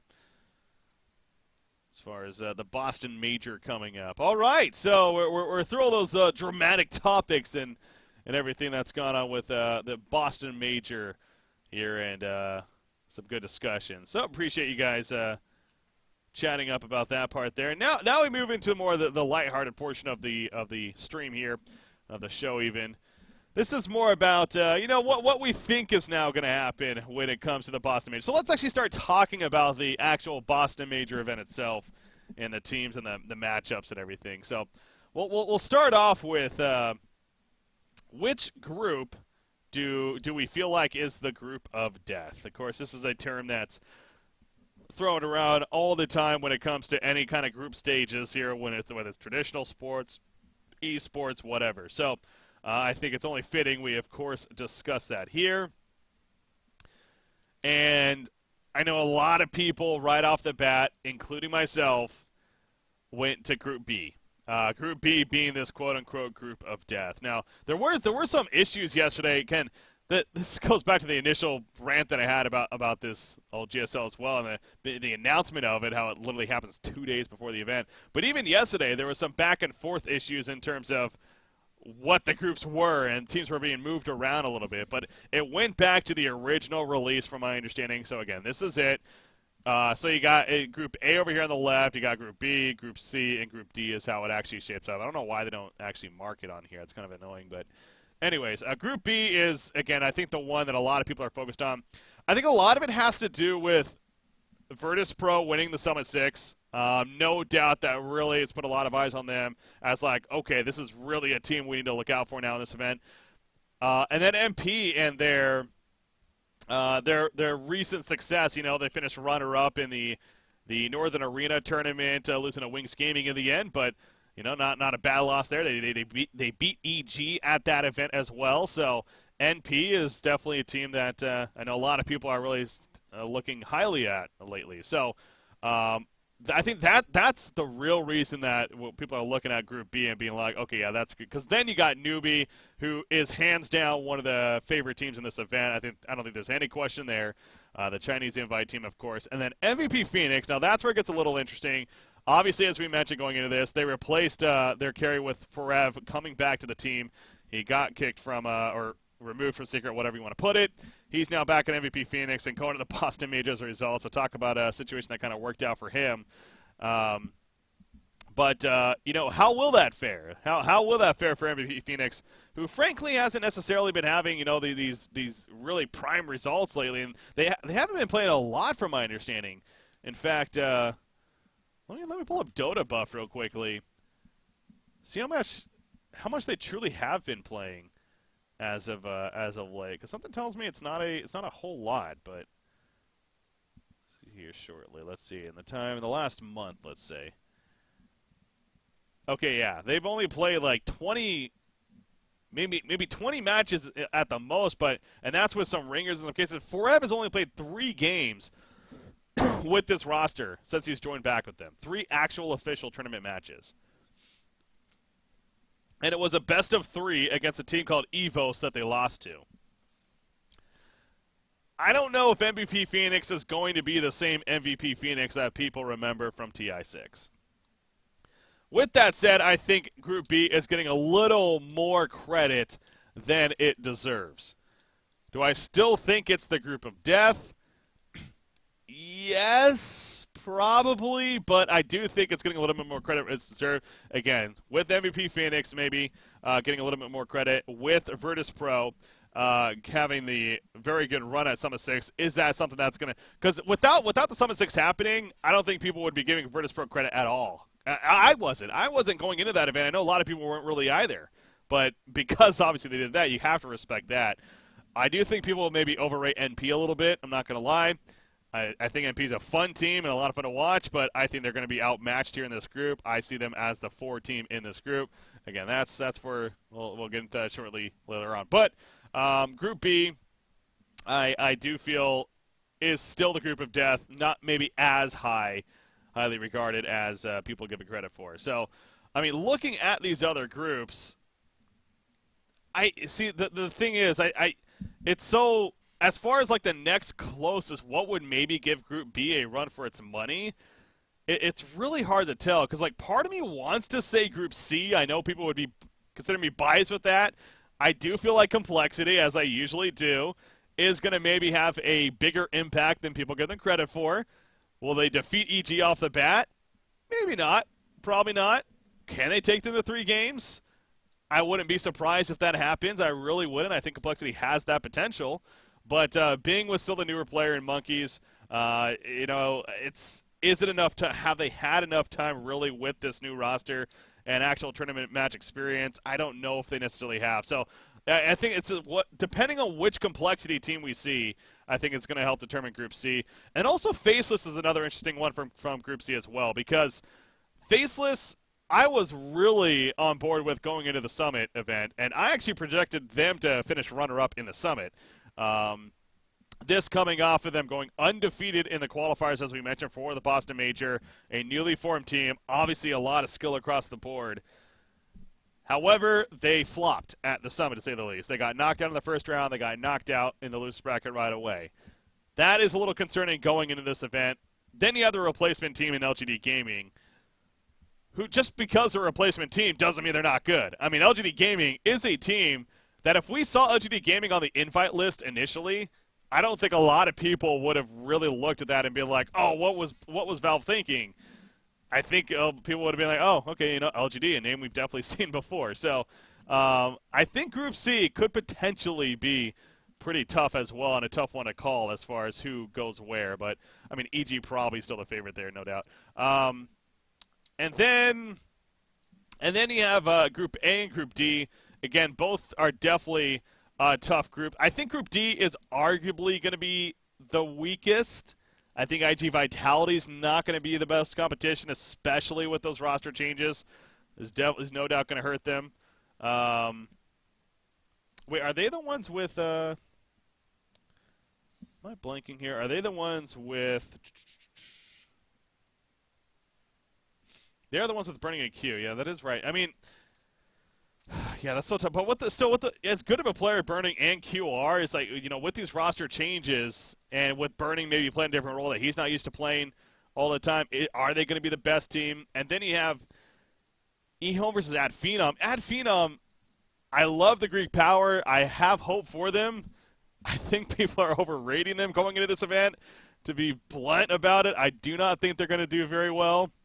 I would hope to be proved wrong, but I do see kind of clear victors here in this group, and OG Dota as well as eHome coming out of it. And then you got Group A, as I said before. The interesting thing about Group A for me is specifically Warriors Gaming Unity. This is a team I know that is newer on the scene. We don't really know a whole lot about. This is their first big event, really. So they're the wild card. As far as this whole event goes, I think Warriors Gaming Unity is the wild card team. They could potentially be really freaking good, or they could just fall flat on their face and just not, do anything and kind of be like, oh, well, it's their first event. We kind of expected that, right? So they're the team to watch for me as far as these group stages, and kind of just this team that really I want to focus on when it comes to their potential. I know they're a very skilled team. And I know, they looked pretty good in the Southeast Asian qualifiers, but, how is that going to translate to LAN and their lack of experience? So, and they're going up against the TI6 champions right off the bat. That's probably got to be a little bit intimidating, I think is safe to say, right? So, yeah. Welcome more people to the stream. Again, I want to remind people I do have I'm giving you guys a chance to join me on stream to talk about any specific topic or about the Boston Major right here if you like. Nothing too long, but if you want to hop on for a couple of minutes, if you want to whisper me with what you want to talk about, I can give you a Discord link. You can join me on the show. All right. So anyways, that's the group of death discussion. So I kind of broke down the groups there as well. But that is the group of death discussion. So it goes back to, I do think Group B, though, is the group of death. Granted, I think it's getting a little bit more credit than it truly does deserve. Let's see what the community thought on this one. With 50 responses, you guys thought it was indeed Group B. Overwhelmingly, Group B. Yeah, again, not surprised to see this, 66% of the 4 options right there. Next closest being Group D, it looks like, at 18%, yeah. And then Group C and then Group B. So, yeah, not surprising, though, again, Group B, the majority heavily when it comes to the group of death voted by you, the community. So,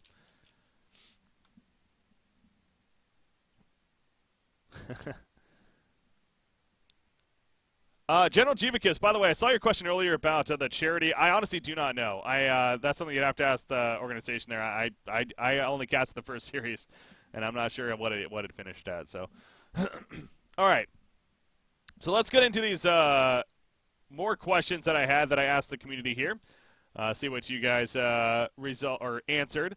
So let's start with this one. Which qualifier team will have the best results? So you look at the qualifier teams here. Of course, the 8 qualified teams. Which of these 8 teams will have the best result? Maybe some of you think that one of these will win it even. Who knows? But I asked the question, which do you think will have the best result? Again, this, for me personally, there's so many options here. NP is one that, again, I think they're overrated. I do not think they're going to do too well in this event, but I could see why people would maybe vote for them here as a qualified team that would go well. I do not think, though, NP personally is going to do too well in this event, especially with that brutal Group B bracket there. Complexity, I'm not saying they're going to win the event, but I do think that on the other side of it, they're better than people give them credit for. I still think it's not enough time with Monkeys. Granted, I feel like he's a fantastic player for their playstyle and for Swindles as a captain. He fits very well. I think that potentially the team could be really good in the near future. Is this their event? Probably not. So I don't think that they're going to be the top place qualified team.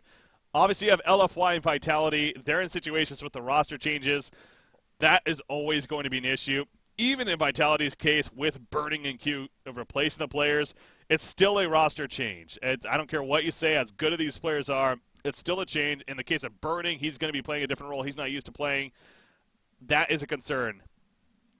Honestly, if they were the same roster, I would have really liked IG Vitality. I loved watching them in the MDL. I think they've had some great results and a good run lately.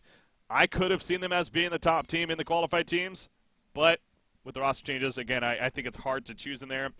At Phenom, again, another one of these gets similar to NP for me. I got to be realistic here. As much as I love the Greek Power, much as I want to root for them, I don't know if they're going to end up doing too well at this event. I don't see them finishing top 8 personally. But with a single elimination, again, anything can happen, right? But definitely not the top qualified team. Virtus Pro is the one that really kind of stands out for obvious reasons. Again, they're coming off the Summit 6 qualifier victory. Now, interesting thing to remember here is in the European qualifiers, they finished second. They did not get first. They finished second, as they were actually knocked out by Liquid initially. Then they went on to be Secret and then Liquid again to finish there. But at Phenom, they were the ones that actually finished first in the qualifiers. Granted, they did not have to play Virtus Pro, so worth pointing out there. But yeah, going back to this, so Virtus Pro is kind of the one that realistic option for me that I really could see as a team that finishes the top of the qualified teams. However, I don't know. I mean, I don't want to take away credit, though, from the Summit 6. I mean, part of me wanted to say, like, was that a spoof? Was that something that we can expect them to do again? Maybe. Maybe we can. I mean, again, they had a hell of a run at the Summit. Why not do it a couple weeks later at the Boston Major, right? So, Team Faceless, before the Summit, I was really high on this team. After the Summit, it worries me a little bit, but I think they've had a little bit more time to kind of coop. You know, they got their first LAN out of the way together as a full team. That will help, I'm sure. They're another one that I could see doing very well just simply on their namesake alone. And also, you know, they got the Thailand representation here, so looking forward to that. And then we got Warriors Gaming Unity. Warriors Gaming Unity, again, another, as I said there when I was talking about the groups there, they're the wild card team for me 100%. They either just flop, they do poorly, their experience kicks in, their lack of experience kicks in, and they just do as expected, which is poorly, or they have a hell of a run, and this team comes out of nowhere, similar to something like maybe a Wings kind of coming up out of nowhere somewhat, or an MVP Phoenix, you know, that all of a sudden makes a huge splash on the scene. Maybe Warriors Gaming is going to be that team at the Boston Major. Maybe not, though. Maybe not. So, after all of that analysis there, I do think Virtus Pro has to be kind of for me personally, probably the pick I would go with a close Team Faceless being second. I still love me some Team Faceless, and as far as a team that could potentially do very well out of the qualified teams. Oh, nice logo right there. So yeah, Virtus Pro and Faceless, kind of a toss-up even between them, but I guess a slight edge Virtus Pro simply based off their recent victory at the Summit 6. Let's take a look and see what the community thought. This is an interesting one. All right, so the community voted, and you guys voted for Virtus Pro. That is Virtus Pro to clarify. So Virtus Pro 61%. When you have 8 options and one team is 61%, that means they dominated as far as getting the vote. So, yeah, again, I'm not surprised at all for the whole explanation I gave there, being a team that finished first at the Summit. Again, honestly, before the Summit, I was not sold on this team a whole lot. I thought that they were going to get knocked out early in that event. And going into this one, I would not have expected them to do too well, to be frank. But you got to respect the result there. And clearly this new roster of theirs has definitely come together very well. And they are playing very well. The second place team, Team NP. Now that's where it gets interesting for me. And again, I think that's a lot of fan favoritism kicking in. I know NP is a likable team and a team that a lot of people really enjoy watching. They got Eternal Envy, they're a fun, this anime, the hot sauce sponsor and everything. I love watching them. But I really don't see NP doing too well in this event, especially again in that Group B. I do not think NP has the most hope here in this event. And then who's the orange? You got, Complexity. There we go. Some love for Complexity in the third spot with 6 votes. I'm freaking out here, jeez. So Complexity getting a little bit of love as well. Then we had LGDFY and Ad Phenom as the other two on this pie chart right here. So who was left out? That would have meant Faceless and Warrior Gaming Unity were left out. Wow. I mean, Warrior Gaming Unity I get, but Faceless, nobody voted for Faceless, man. See, they were a toss-up for me. It's Faceless and Virtus Pro for me are the two teams of the qualifier that I could see doing very well. All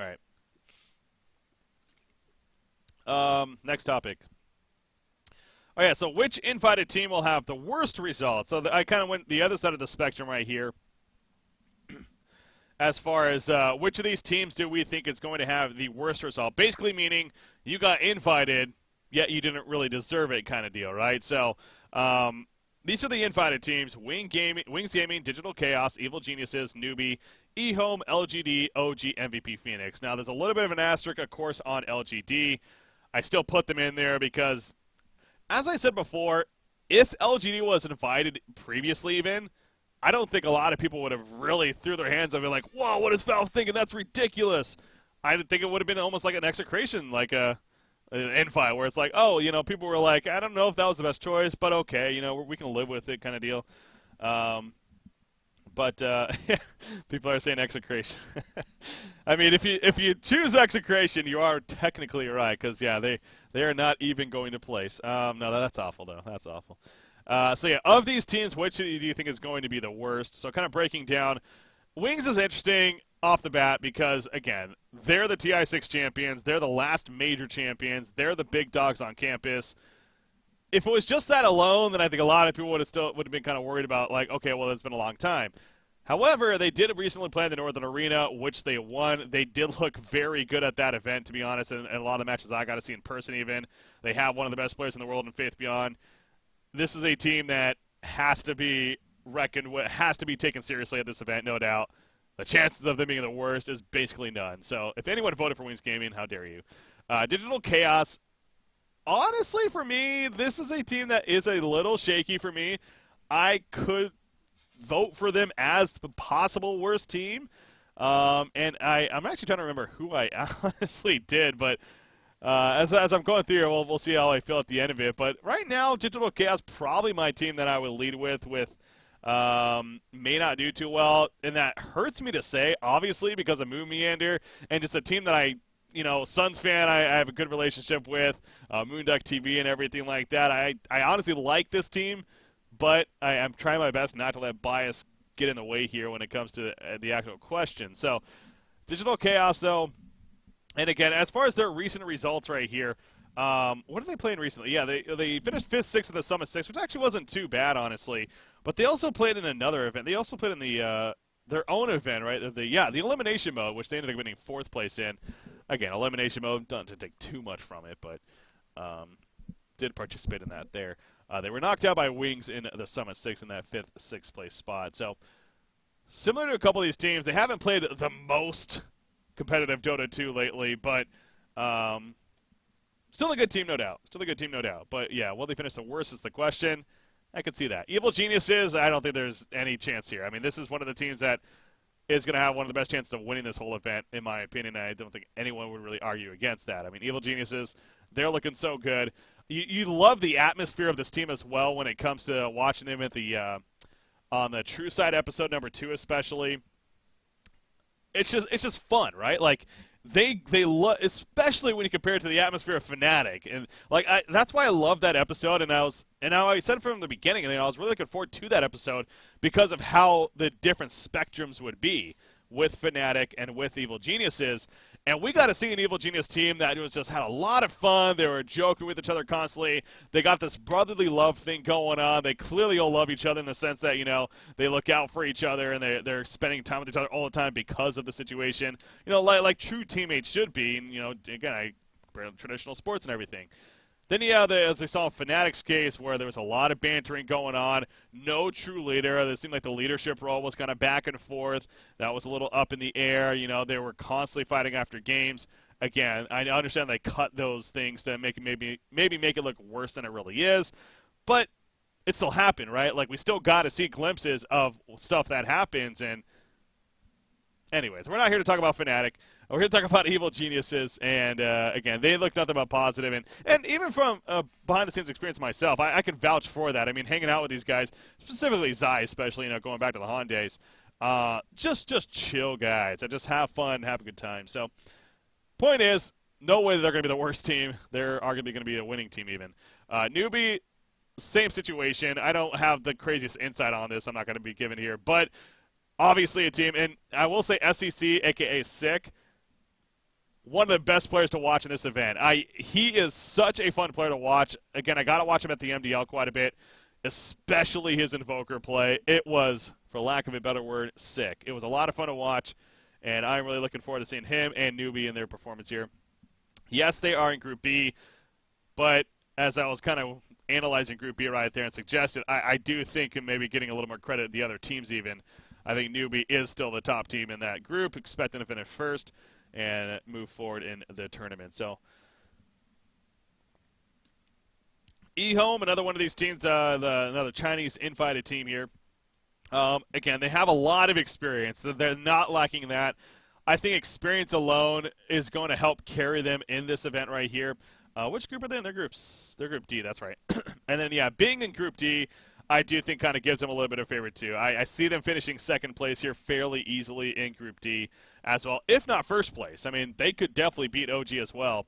That wouldn't be out of the question. So, and then that should set them up for a decent run in the main event portion. So, I don't see it being eHome. LGD, obviously they're the other team that a lot of people I'm sure are looking at as, okay, well, they were just invited technically like 2 days ago.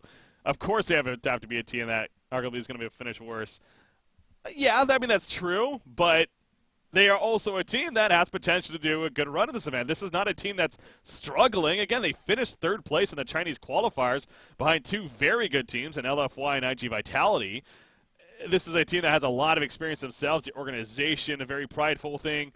They're going to be ready to play, and I feel like, they're also going to have the hype, the adrenaline running of, we weren't even supposed to be at this event, and here we are in Boston, competing for a $3 million prize pool all of a sudden. So the chances of LGD doing very poorly at this event, I think, is pretty low, honestly. And again, they are in Group C, which has potential to kind of go a couple of ways here.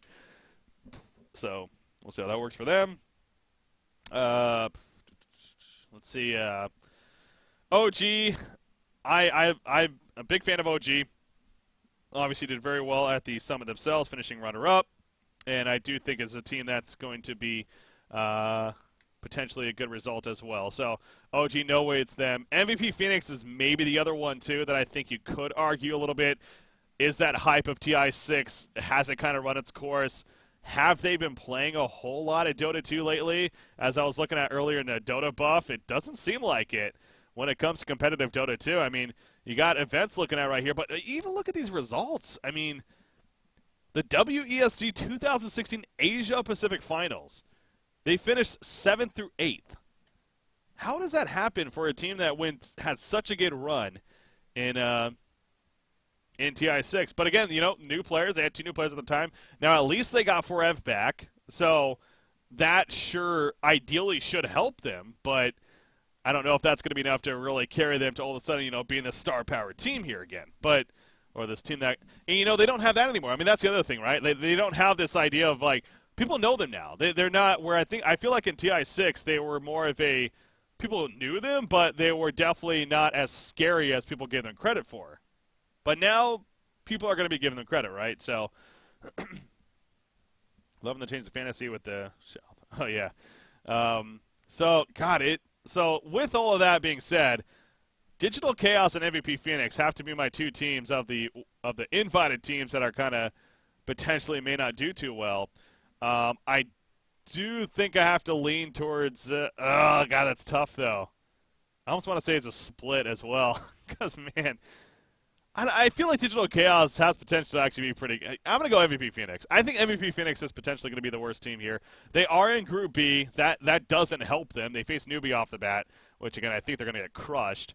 And then they face the loser of whichever loses this, which they definitely could lose easily as well. So I'm going to go MVP Phoenix, and I think I have some good reason for that. So yeah, MVP Phoenix would be my choice for the worst team of the invited, as far as the worst result that is. All right, let's go over the community vote now. And this one, a little more diversity here. As we see, though, barely MVP Phoenix does take the first place at 28% by 1 vote over Digital Chaos, who did get 26%. So, yeah, I mean, I guess, honestly, I did not look at this before I was doing my analysis there, but it seems like a lot of the community came to the same conclusion I did. It's kind of one of these 2 teams deal, right? It's like you combine them, I mean, it's over 50% as far as of those 2 teams. So, yeah, not a whole lot expected out of Digital Chaos and MVP Phoenix here. And then it kind of breaks down from there. Not a whole lot of, I mean, LGD Gaming, of course, being the newer team, taking the place of Execration. You have to look at them, but I think that they could potentially actually do pretty good. So, and then the OG, even Evil Geniuses. Was there Evil Geniuses, really? Was there any team that wasn't Newbie? Oh, Newbie had 3 votes. Wow. Who did not get a vote? Somebody did not get a vote, I think. Wings. Oh, of course it's Wings, yeah. Yeah, Wings is the only team that did not get a vote here. Everyone expects them to do at least all right.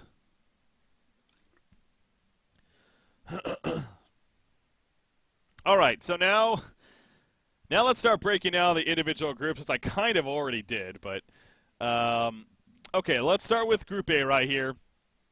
All right, so can I even zoom in further? No, that's it.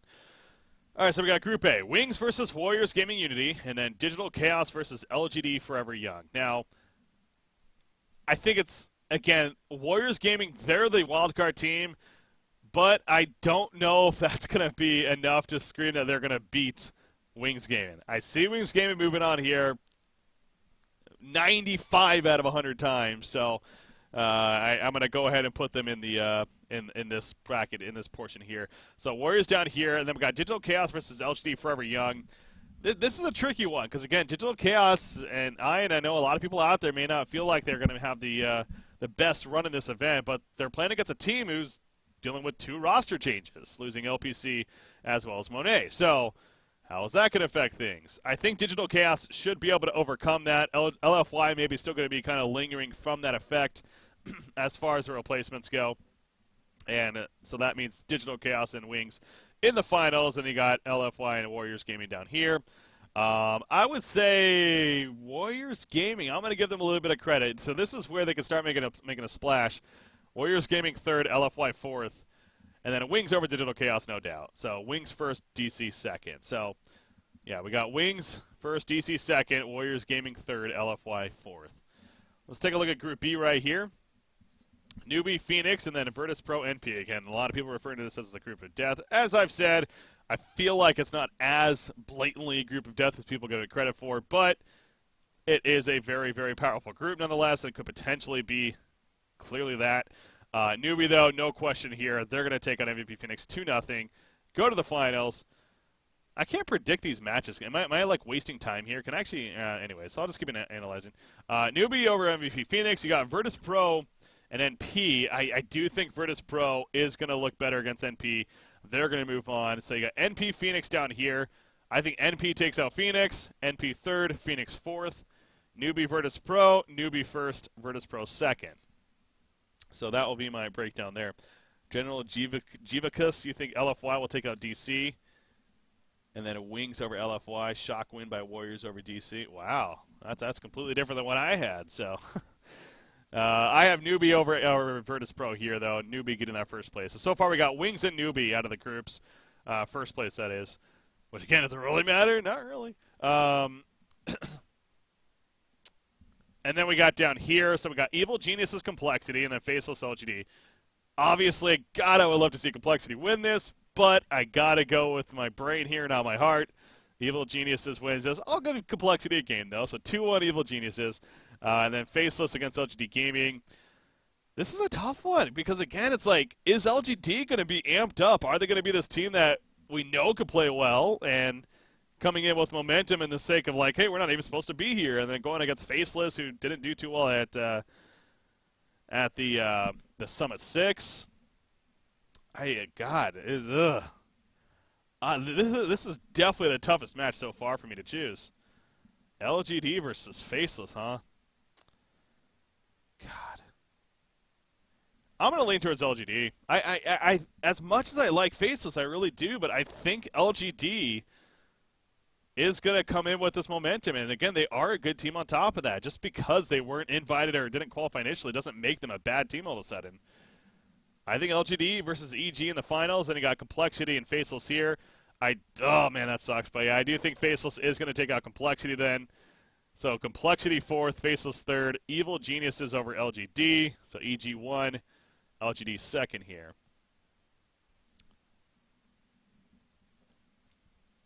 And then we got the Group D over here. Pretty straightforward for me. This is the most straightforward of all of them, honestly. I think OG over IG Vitality, no questions asked. 2-0. eHome over Ad Phenom, 2-0.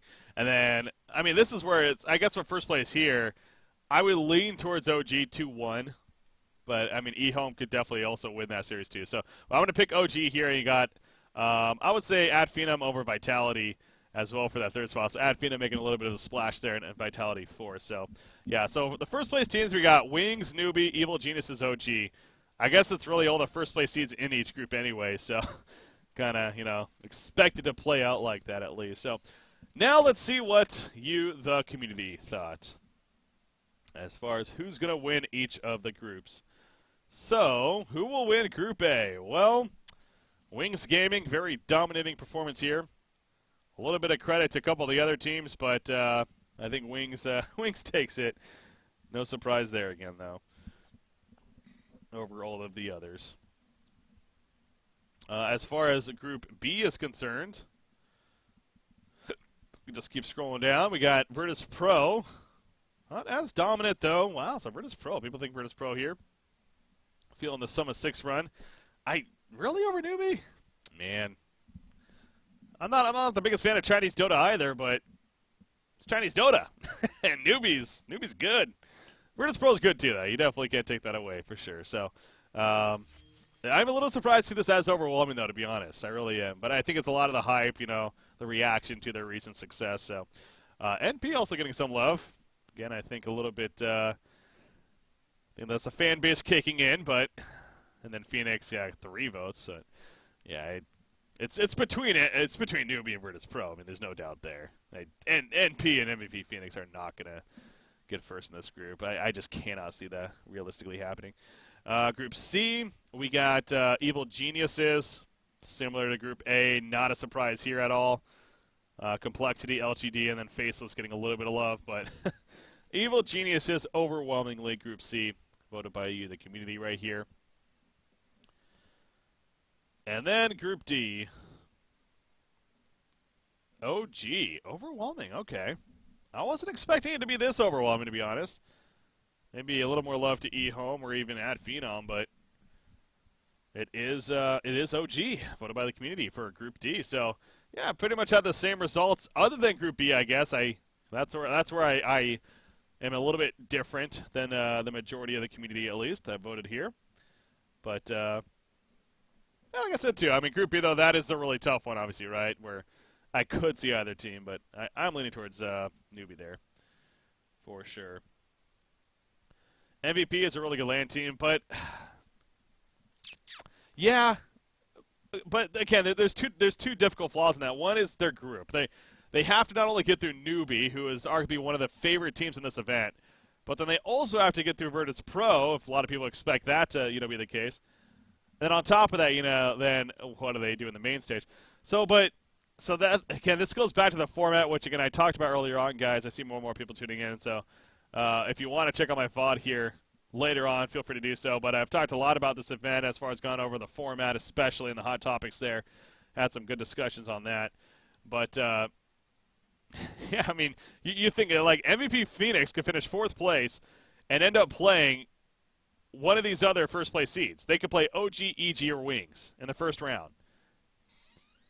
We could realistically have MVP Phoenix versus EG in the first round of a single elimination tournament. That could happen.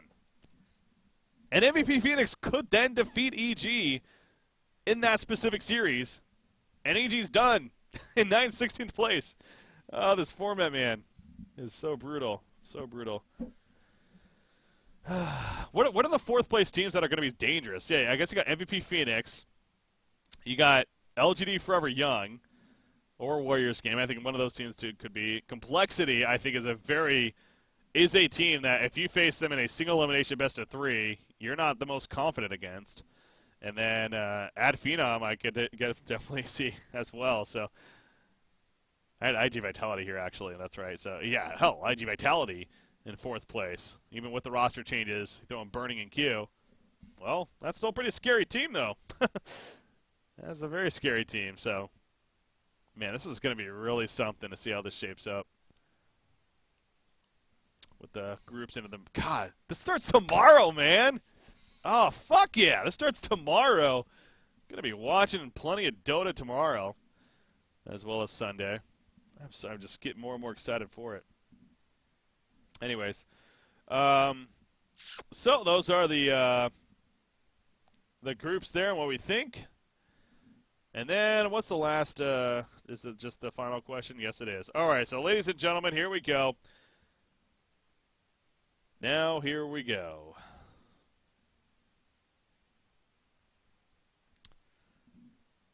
Which team will win the Boston Major 2016? Well, the ultimate question is upon us. Which team will win the Boston Major 2016?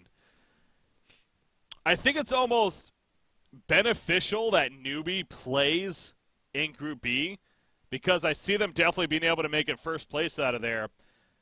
And that means, though, they won't have to play the 4th place team from their group, which, again, whether it's MVP Phoenix or NP, which is we expect, both of those could be very difficult teams in a first-round matchup. So I think that alone kind of gives NP a little bit of an advantage going into the main stage, at least. I like Newbie. I feel like I've said that a lot this event. I do like OG as well. If they play like we know they can, I think OG is actually a team that could have quite the run. They're going to have a very easy run, in my opinion, in their groups. And then I think EG is definitely the other team you got to give a little bit of credit to, of course, and a team that always can be one to win it all. Now, the scary thing about an EG is that they are notorious for dropping down to the losers bracket in these double elimination tournaments fairly earlier on. Ladies and gentlemen, there's no losers bracket in this tournament in case you didn't realize that yet. It is just a single elimination main event. So That would be the one worrisome thing for me with picking EG as the team to actually win it right here. And then, yeah, Wings. I know people are going to mention Wings, obviously. I'm not as sold on Wings as a lot of people. I do think that we've had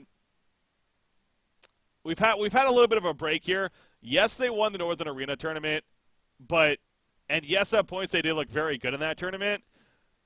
I don't know, though. It's just something tells me Wings is just not going to do as good as maybe people expect. I do feel like they're still riding off of that high of the TI6 champions, which obviously is fantastic, and as they should, they deserve it. But I cannot pick Wings to win this major. No team has ever won back-to-back majors before. So there is that to keep in mind as well. I hope I'm right on that. I kind of just said that completely out of the blue. And I honestly don't even know if I'm right. Am I right on that? Has any team won back-to-back majors before? Because you had Shanghai, Frankfurt, and Manila. Shanghai was Secret, Frankfurt was OG, and Manila was OG. Oh. Oh, did OG win back-to-back? Fuck. Wait, did they? I am right? Okay. Wait, hold on then. How did this work? Let me here. I'll pull it up on screen what I'm looking at here. So you got the Manila Major. Oh, that's because Shanghai was first. So wait, Shanghai? Oh no, Frankfurt was first. So it's Frankfurt, Shanghai, and then Manila. Okay, got you. So yeah, OG won this one, and then he had Shanghai with Secret, and then Manila. OG won it again. So no back-to-back, although OG did win 2 of them, yeah. Got you. And then, of course, TI6 was Wings Gaming. So there's that to keep in mind as well. Obviously a very small sample size when it comes to that, but, hey, it's a stat. It's a stat nonetheless. That could mean something, right? Okay, so there's that. There's that. Again, I would not personally lean towards Wings. I feel like I've been saying them a lot. I'm going to go with my heart here. See, this is one of those, like, my brain tells me newbie. I'm going with my heart, though. I'm picking OG. OG to be your Boston Major 2016 champions. They're going to keep, so what OG is going to do, they're going to keep the pattern going of win one, not win one. Win one, not win one. This is going to be the win one. Frankfurt, they won. Shanghai, they lost. Manila, they won. TI6, they lost. I think OG's the pick. It just all came together right here. OG's the pick, ladies and gentlemen. OG is the pick for me. All right, let's see what the community picked. The community picked a lot. Evil Geniuses was the one that got the most. 15 of the 50 votes there, 30%. The votes. You see a couple of 22s. That was OG, as well as Wings Gaming, actually. So, yeah, again, OG's kind of crap. Anna, I do agree there. Anna is a little bit scary of a player as far as is he actually going to be really good or not. I do 100% agree there. He's kind of been the one weak link somewhat as far as maybe not living up to expectations as much. But, hey, maybe this is where that happens. So, yeah, we do have Evil Geniuses, OG, and then Wings as the top 3 here. You see a little bit of love for other teams. Why do people vote Complexity? I mean, come on, guys. I love Complexity, and you know what? They could finish top 8. I could even see them managing to get in the top 4, but winning the Boston Major 2016. Come on. Come on now. And then you got Virtus Pro as well down there, so... You thought 30% was for WG? No, it's not for Warriors Gaming. No, a lot of teams didn't get any credit. Newbie got 1. Wow. People are not liking Newbie, jeez. Again, we're only 50 votes here, but still. Newbie. Add Phenom even count. All right, see these are there's some ridiculous, like Complexity, Add Phenom. I'm sorry, they're not winning. NP, they're not winning Boston Major. Everyone else, I can maybe. I mean, Total Chaos. No, I'm sorry, no. FY. Probably not with the roster changes, especially.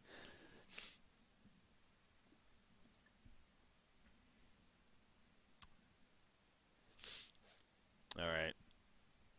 Well, that's who we think will win the Boston Major 2016. So again, we think, me personally, I lean towards OG in the end. I think OG with that Western bias is going to come through. However, community voted for Evil Geniuses, which, again, very, very possible. All right, that pretty much, though, ladies and gentlemen, will wrap up that portion of the show here. So I want to thank you guys once again for watching the Boston Major 2016 preview. Hopefully you guys enjoyed it. I know it's maybe a little bit all over the place at times, and again, I didn't really 100% organize this. This wasn't supposed to be some crazy production or anything like that. Just simply kind of to help hype up the event and get good information, good discussions going on about